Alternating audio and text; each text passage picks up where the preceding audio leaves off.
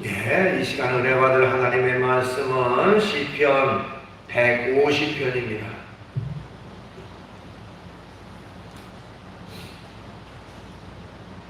시편 150편 1절로 6절까지 구약성경 910쪽에 있습니다.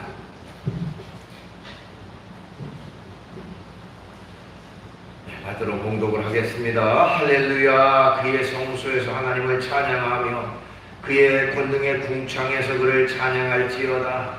그의 능하신 행동을 찬양하며 그의 지극히 위대하심을 따라 찬양할지어다. 나팔 소리로 찬양하며 비파와 수금으로 찬양할지어다. 소고치며 춤추어 찬양하며 현악과 퉁소로 찬양할지어다. 큰 소리 나는 제금으로 찬양하며 높은 소리 나는 제금으로 찬양할지어다. 호흡이 있는 자마다 여호와를 찬양할지어다. 할렐루야. 아멘. 말씀을 마지막 6절까지 받들어 봉독을 했습니다. 우리 찬송과 같이 부르도록 하겠습니다.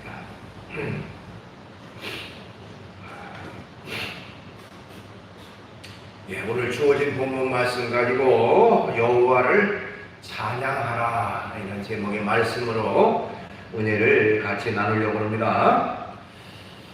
오늘 본문 말씀이 20편 150편은요 할렐루야로 시작해서 할렐루야로 마감을 하고 있습니다. 이런 할렐루야로 시작해서 할렐루야로 마감하는 시편이 연속 이어지는데 어디서부터냐면 146편에서부터 150편까지 그러니까 5개의 시편이 바로 할렐루야로 시작해서 할렐루야로 마감을 하고 있어요. 그런 시를 가리켜서 일명 할렐루야 시편 이렇게 말하기도 하고 그것을 줄여서 할렐시 이렇게 부르기도 합니다. 할렐루야라는 말은 우리가 잘 아는 대로 하나님을 찬양하라 그런 의미예요. 앞에 나와 있는 할렐루라고 하는 말은 바로 찬양하라, 송축하라 그런 의미를 담고 있고요. 야라고 하는 것은 여호와 하나님을 지칭하는 의미의 야입니다. 야훼, 여호와 같은 의미예요. 그래서 할렐루야 그러면 여호와를 찬양하라 그런 의미가 담겨 있습니다. 시편은 일명 우리가 찬양의 책 이렇게 부르기도 합니다. 여러분들이 시편을 읽어보면 하나님을 찬양하는 내용이 쭉 나와 있어요. 물론 거기에는 이제 기도하는 간구하는 내용도 있고 고난에서 건져달라고 하는 그런 그 절박한 시도 많이 있습니다만은 점점 뒤쪽으로 가면서 찬양하는 찬양시 감사하는 감사시가 참 많이 나와 있습니다. 그래서 시편은 찬양의 책이다 이렇게 말할 수가 있고요. 또 할렐루야라는 말로 참 많이 나오고 찬양하라, 송축하라, 찬송하라 뭐 이런 의미의 단어들이 참으로 많이 나와 있습니다. 그렇기 때문에 시편 그러면 하나님을 찬송하는 내용으로 되어진 책이다 이렇게 우리가 말할 수가 있습니다. 오늘 우리가 살펴보고자 하는 이 시편 150편은 시편의 마지막 부분이죠.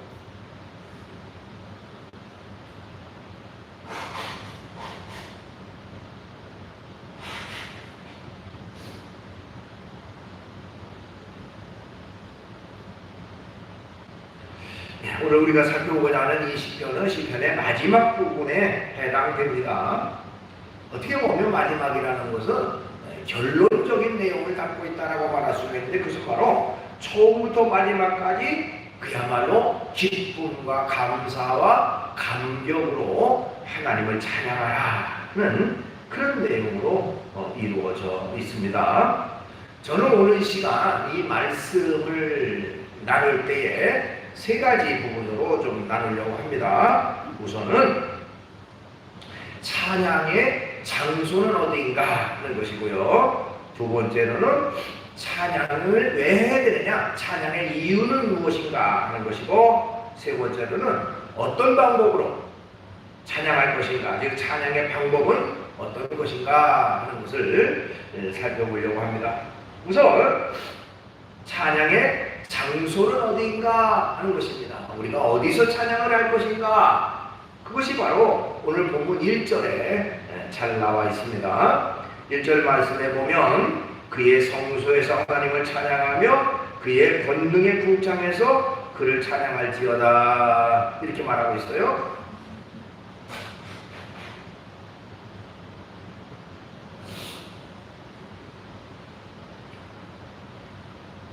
그러니까 우리가 찬양하는 찬양의 장소를 두 가지로 규정하고 있습니다. 하나는 하나님의 성소에서 찬양해라, 또 하나는 하나님의 권능의 궁창에서 찬양하라 하는 그런 내용입니다. 그러면 성소라고 하는 곳은 어디인가요? 성소는 하나님의 집, 하나님 앞에 예배하는 장소, 이렇게 말할 수가 있습니다.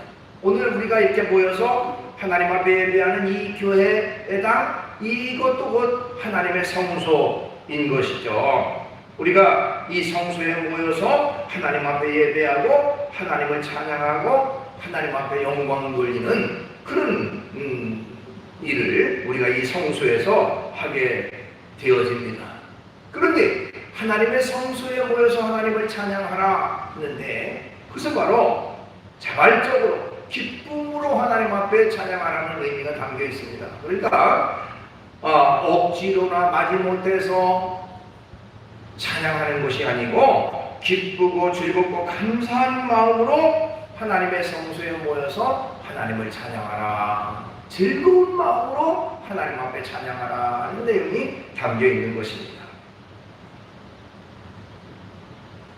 오늘 우리가 하나님의 성소에 모여서 하나님을 찬양하는 것도 마찬가지입니다. 우리가 모여서 기쁜 마음으로, 즐거운 마음으로 하나님을 찬양해야 됩니다. 일주일에 한 번씩 주일날 됐으니까 그저 교회 나가서 예배 드려야지 하는 의무감에서라기보다는 더 기쁘고 즐거운 마음으로 전능하신 하나님 앞에 영광 돌리기 위한 그런 감격의 마음으로 하나님을 찬양하는 그 찬양이 될 때에 하나님은 우리의 찬양을 기뻐 받으시고 우리의 찬양을 통해서 우리에게 은혜와 복을 내려 주시는 것입니다. 그 때문에 하나님의 성소에서 찬양하라, 얼마나 귀한 일인지 알 수가 없어요. 그 다음에 어디에서 찬양하라 그랬습니까? 하나님의 권능의 궁창에서 찬양하라, 이렇게 말하고 있습니다. 자, 여기 궁창이라고 하는 개념이 나와요. 궁창. 우리가 선입견을 가져서 궁창 그러면 무슨 시궁창, 그래서 지저분한 곳, 이렇게 선입견이 될 수도 있겠습니다만은, 궁창이라고 하는 말은 한자로 말하면 하늘 궁자에다가 푸를 창자에, 푸른 하늘, 그런 의미가 궁창이라는 말이에요. 그러니까 푸른 하늘, 이 우주 공간을 의미하는데요. 성경 말씀 우리가 창세기 1장에 보면 천지창조에 대한 내용이 쭉 나오죠. 그 천지창조 가운데 둘째 날 하나님께서 창조하신 것이 바로 궁창을 창조하셨다라고 말씀하고 있습니다. 그래서 하나님 궁창을 만드시고 그 이름을 하늘이라 칭하셨다라고 성경은 말하고 있습니다. 그래서 이 궁창이라고 하는 개념은 쉽게 말하면 우주 공간, 그런 의미를 담고 있어요. 그럼 궁창에서 찬양하라, 그런 말이 무슨 말인가? 그것은 바로 우리가 일상 속에서 언제든지 그런 의미를 담고 있습니다. 일상 속에서 언제든지 찬양하라. 그러니까 앞에서는 하나님의 성전에서 나와 찬양해라, 그리고 궁창에서 찬양해라, 즉 우주공간, 즉 일상 속에서 어느 곳에 있든지 하나님을 찬양하라 하는 의미가 담겨 있습니다. 찬양은 참으로 하나님이 기뻐하시는 것인데, 찬양에는 특별한 장소만 찬양하고 그렇지 않으면 찬양하지 않는 게 아니라 어느 곳에든지 어떤 장소든지 어떤 환경에서든지 찬양하라 하고 성경은 말하고 있는 것입니다. 여러분, 우리가 잘 아는 사도행전 16장에 보면요, 거기 바울과 실라라는 사람이 복음을 전하다가 결국에는 감옥에 갇히게 됩니다. 빌립보 감옥에 갇히게 돼요. 그 감옥 속에 오늘날도 뭐 감옥에 갇히면 자유의 몸이 아닙니다만은 그 당시에는 훨씬 더 고통과 괴로움이 심했다고 그래요. 그래서 온몸에 쇠사슬로 엮이게 되고요. 손과 발에도 착고라고 하는 그 쇠고리로 완전히 채이게 돼가지고 그거는 사람이 인적으로 절대로 풀 수가 없는, 손과 발이 완전히 묶여있는 상태인 것이죠. 자, 그런 상황 속에서 하나님 앞에 뭘 했습니까? 하나님을 찬양했습니다. 감옥에 갇혔어요. 지금 그들도 자신들이 잘못해서 감옥에 갇힌 게 아니고 복음을 전하다가 감옥에 갇혔어요. 얼마나 억울하겠습니까? 그럼에도 불구하고 하나님 앞에 찬양을 했어요. 그 감옥 속에. 그랬더니 기적이 일어났습니다. 갑자기 지진이 나고 옥토가 움직이면서 옥문이 열리고, 그리고 손과 발에 매여있던 이 착고가 완전히 스스로 풀려지는, 쇠사슬이 풀려지는 그런 기적의 역사가 이루어졌던 것을 볼 수가 있습니다. 그러니까 우리가 하나님을 찬양한다고 할 때에는 어떤 특정한 장소에서만 찬양이 아니고 언제 어느든지 어떤 환경에서든지 하나님을 찬양하는 그 찬양이 있어야 되고, 그리고 하나님은 그 찬양을 기뻐 받으시는 줄로 믿습니다. 그러면 우리가 왜 찬양해야 되느냐, 이겁니다. 왜? 찬양해야 될 이유가 무엇이냐? 찬양해야 될 이유가 무엇인가? 그것이 바로 2절 말씀에 잘 나와 있어요. 2절에 보면 그의 능하신 행동을 찬양하며 그의 지극히 위대하심을 따라 찬양할지어다, 이렇게 말하고 있습니다. 자, 하나님 앞에서 우리가 찬양해야 될 이유는 무엇인가? 그것은 바로 하나님의 능하신 행동 때문에 찬양하고 지극히 위대하심 때문에 찬양하라 하는 것이죠. 그 한 가지 한 가지 좀 살펴보면, 우선 하나님의 능하신 행동을 찬양하라 하는 것입니다. 능하신 행동, 능이라고 하는 것은 전능, 그런 말이고 모든 것을 할 수 있는 능력이 있다는 것이다. 그 하나님을 찬양하라고 합니다. 하나님은 과거에도 능하게 역사하셨고 지금도 능하게 역사하실 뿐만 아니라 앞으로도 능하게 역사하실 전지전능하신 하나님이십니다. 그렇기 때문에 우리는 언제든지 하나님의 전능하신 능력을 찬양하는 그런 삶이 우리에게 있어야 되는 것입니다.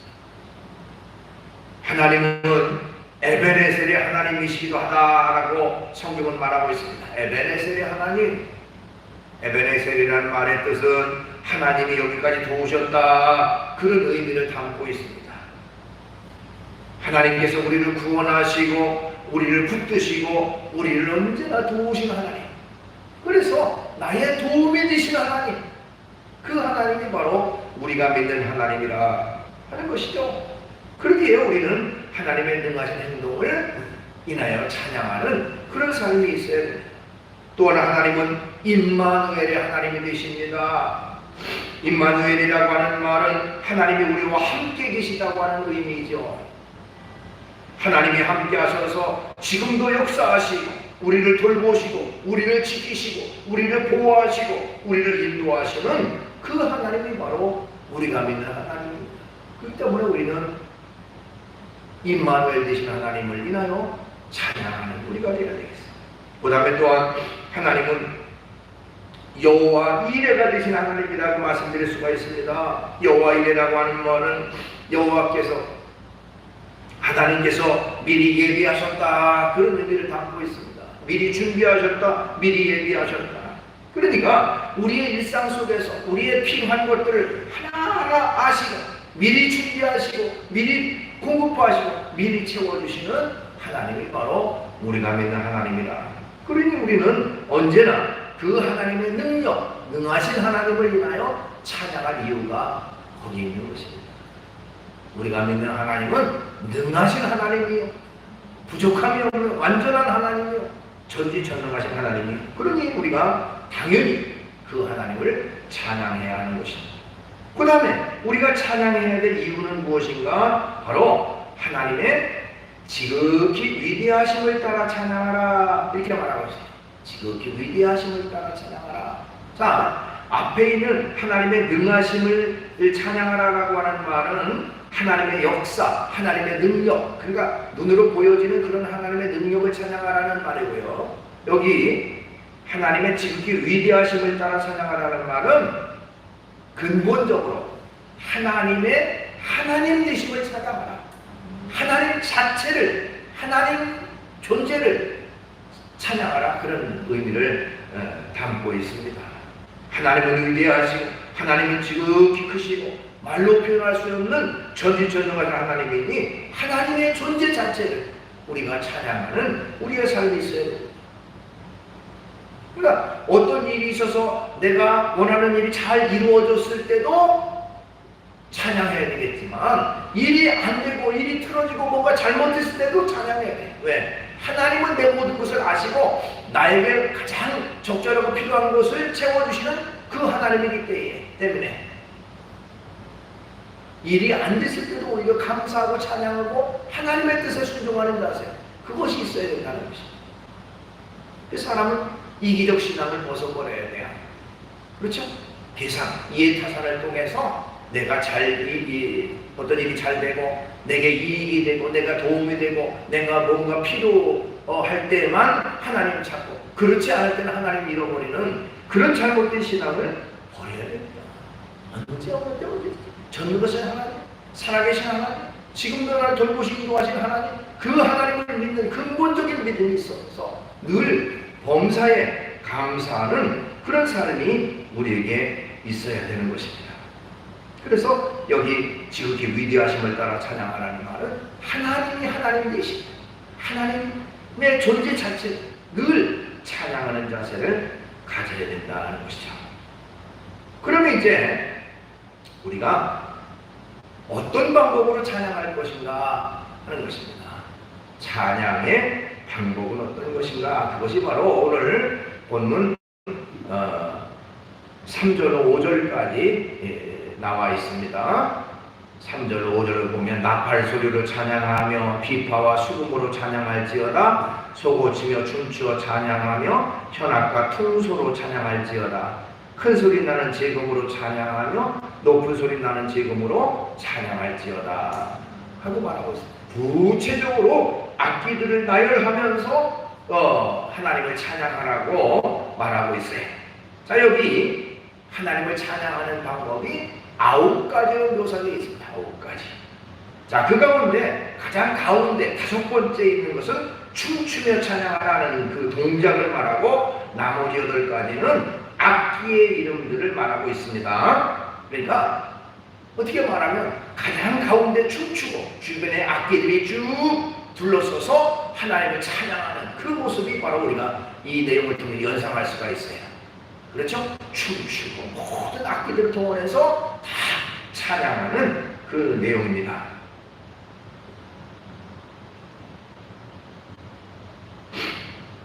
그러면 여기 이제 악기들의 종류를 살펴보고 그 악기들이 언제 사용됐는지 그걸 좀 알아볼 필요가 있어서 잠깐 정리해 봅니다. 우선 첫 번째로는 나팔이라고 하는 것으로 찬양하라. 나팔 소리로 찬양하며 그랬죠? 나팔이라고 하는 것은 민수기 10장 10절에 보니까요, 어떤 그 특별한 절기 때에 즐겁고 기쁜 날 주로 이 나팔을 사용했어요. 즐겁고 기쁜 날. 자, 민수기 10장 10절에 보면 또 너희의 희락의 날과 너희가 정한 절기와 초하루에 번제물을 드리고 화목제를 드리며 나팔을 불라. 그로 말미암아 너희의 하나님이 너희를 기억하리라. 나는 너희의 하나님 여호와니라. 이렇게 말하고 있어요. 그러니까 아주 기쁜 날, 즐거운 날 주로 이 나팔 소리를 불어서 하나님을 찬양하는 찬양을 불렀다는 것입니다. 언제든지 바로 이런 하나님의 전능하심과 하나님의 위대하심을 기뻐하면서 찬양하는 찬양의 모습이죠. 그 다음에 두 번째와 세 번째는 비파와 수금으로 찬양하라 이렇게 말하고 있어요. 이 두 가지 다는 현악기에 해당되는 악기의 일종입니다. 그런데 느헤미야 12장 27절에 보니까요, 이 두 악기는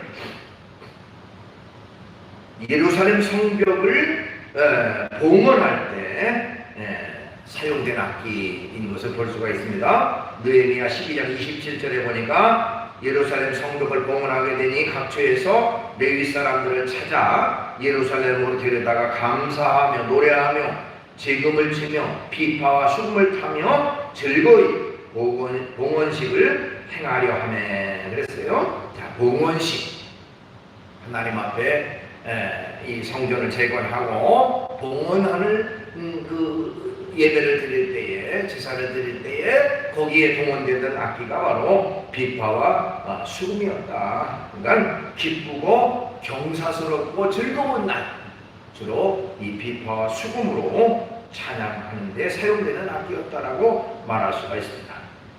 그 다음에 이제 네 번째와 다섯 번째는 소고와 춤추며 찬양했다라고 되어 있어요.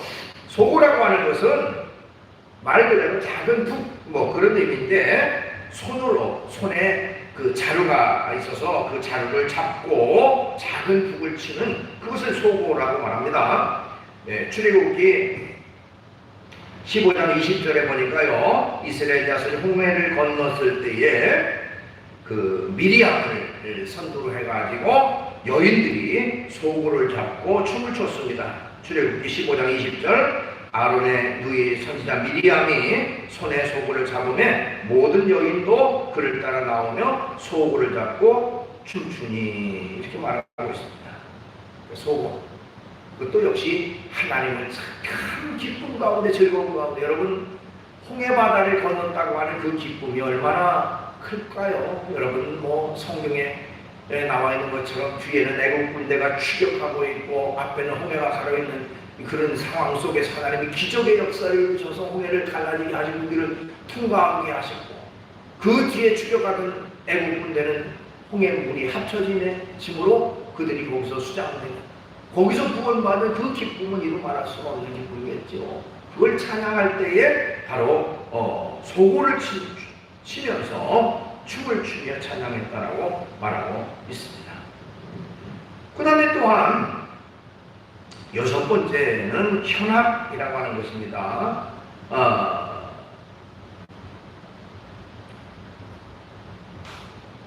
소고치며 찬양하며 현악과 퉁소를 찬양할지어다 이렇게, 여기 현악이라고 하는 말은 이미 앞에 나와 있는 비파와 수금도 이제 현악기이죠. 그 외에 다른 현악기, 줄을 이용해서 악기 연주를 하는 그런 악기를 말합니다. 시편 45편 8절에 보니까 현악은 왕궁에서 왕을 즐겁게 하는 악기로 사용됐다라고 말하고 있어요. 시편 45편 8절, 왕의 모든 옷은 모략과 침향과 육개의 향기가 있으며 상하궁에서 나오는 현악은 왕을 즐겁게 하도다 이렇게 말하고 있어요. 현악이라고 하는 걸 통해서 왕을 즐겁게 하는데 사용됐던 악기가 바로 현악이다. 우리가 하나님을 찬양하되 하나님을 즐겁게 하고 하나님을 기쁘시게 하는 데 사용되는 그런 악기라고 말할 수 있습니다. 그 다음에 일곱 번째는 퉁소라고 하는 악기인데요. 자, 나팔과 마찬가지로 퉁소도 역시 관악기에 해당되는 악기인데, 때때로는 우리가 잘 아는 이 필이라고 하는 말로 번역되기도 합니다.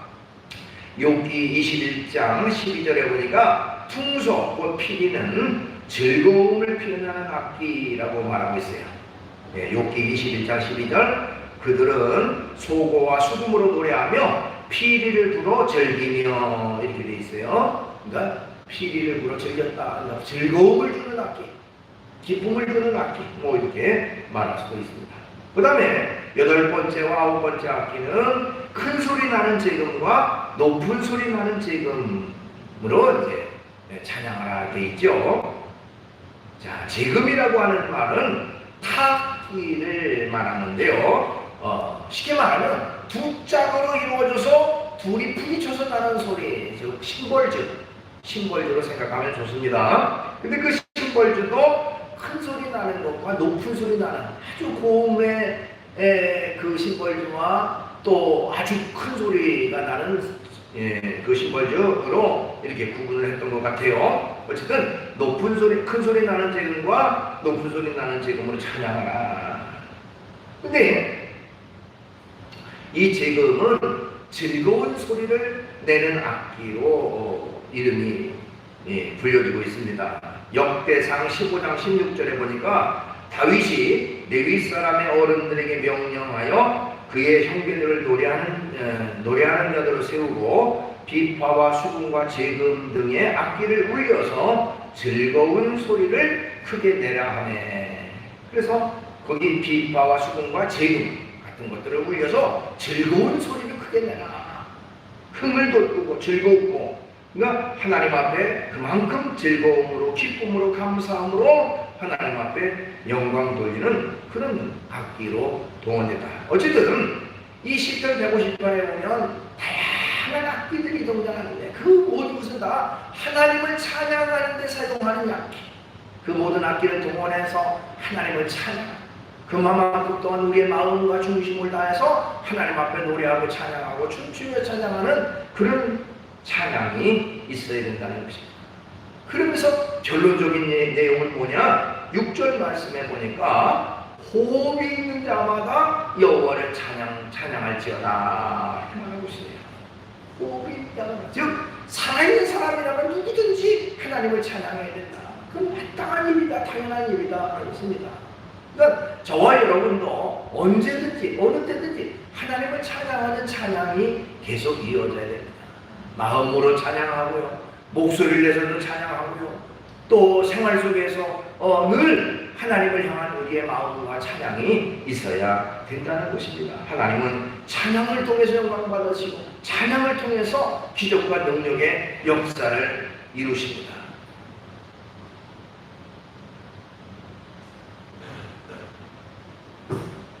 세계적인 전도자였던 그 드와이트 무디라고 하는 분이 있었어요. 미국에서. 이 무디는 몇백만 명을 전도했다라고 말하고 있습니다. 그런데 그 무디와 함께 늘 함께했던 찬양 인도자였던 생키라고 하는 사람이 있습니다. 생키는 찬양 인도자가 아니라 찬양 작곡가, 작사가. 그래서 우리 찬송가에도 여러 곳에 여러 아름다운 곡이 바로 이 생키가 작사 작곡했던 그런 그 곡이 있습니다. 그런데 그 생키에 얽힌 그 일화가 있습니다. 찬양 인도자였던 이 생키가요, 한 번은 여객선을 타고서 여행을 하고 있었습니다. 그때에 그 당시에는 TV 같은 게 없었을 때니까 신문 같은 게 주로 나왔으니까 이 무디와 함께하면서 무디를 따라 그 찬양 인도자였던 이 생키의 사진도 아마 신문에 자주 실렸던 것 같습니다. 그 신문에서 그의 사진을 보고 그 사람을 알아본 사람들이 그 생키 앞으로 다가왔습니다. 그리고선 그 사람이 작곡했던 그 바로 우리가 잘 아는 왜 선한 목자 되신 우리 주 그런 찬양이 있죠. 그 찬양을 불러달라고 졸랐습니다. 그때 생키는 기쁜 마음으로 사람들 앞에서 선한 목자 되신 우리 주라고 하는 그 찬양을 아주 아름다운 목소리로 찬양을 불렀습니다. 찬양이 싹 끝나자 저쪽에서 어떤 한 사람이 다가왔습니다. 생키 선생님, 제가 좀 여쭤보고 싶은 말이 있습니다 라고 말하면서 남북전쟁 당시에 북군으로 참전한 일이 있습니까? 라고 물었습니다. 그렇죠, 저는 북군으로 참전했습니다 라고 이제 생키가 대답을 했어요. 그때에 그 사람이 하는 말이, 저는 그때 남군으로 참전을 했는데 그 전쟁터에서 당신을 본 적이 있습니다. 그래요? 어떤 때입니까? 라고 물었습니다. 그때에 당신이 그 북군을 의미하는 파란 군복을 입고 그 아주 밝은 그 달밤에 밖에 나와서 노래하는 그런 소리를 들었습니다. 그래서 밖에 사람이 어슬렁거리니까, 적군이 어슬렁거리니까 저는 그때 제 그 사정거리 안에 있었기 때문에 방아쇠를 당기려고 손을 지금 집중하고 있었는데, 갑자기 그 사람이 노래를 부르기 시작했습니다. 바로 오늘 불렀던 선한 목자 되신 우리 주여라고 하는 그 노래인데, 그 평소에 저희 어머니가 굉장히 즐겨 부르던 찬양인데, 그 찬양을 얼마나 은혜롭게 부르는지 저는 방아쇠를 당길 수가 없었습니다. 근데 바로 그 목소리의 주인공이 바로 오늘 당신이라는 것을 알았습니다 하는 그런 내용이었습니다. 자, 여러분, 전쟁터에서 찬양을 부름으로 인해서 거기서 죽지 않고 살아났다. 어떻게 보면 기적과 같은 일이죠.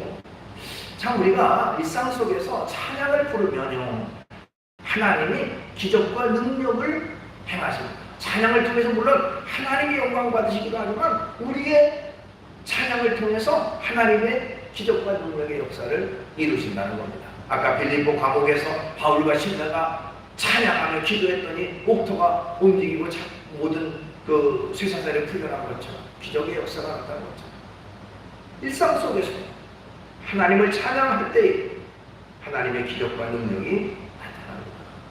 찬양은 어떤 특별한 때만 하는 것이 아니라 늘 일상 속에서, 때로는 소리를 내서 찬양하지만 소리 먼저 찬양할 때는 마음으로라도 하나님을 찬양하는 그 찬양이 있을 때에 하나님은 찬양을 통해서 영광을 받으시고, 또한 찬양을 통해서 또한 우리에게 놀라운 능력과 기적의 역사를 이루어 주십니다. 날마다 하나님을 찬양하며 언제나 기쁨으로 살아가는 저와 여러분 되시기를 주의 이름으로 축원합니다.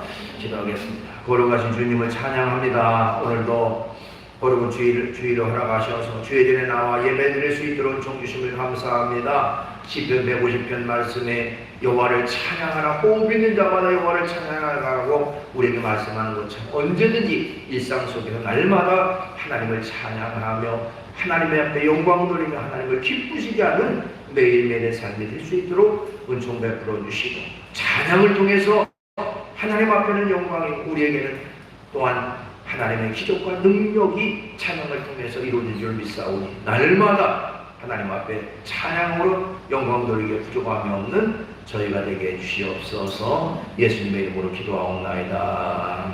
아멘. 우리 찬송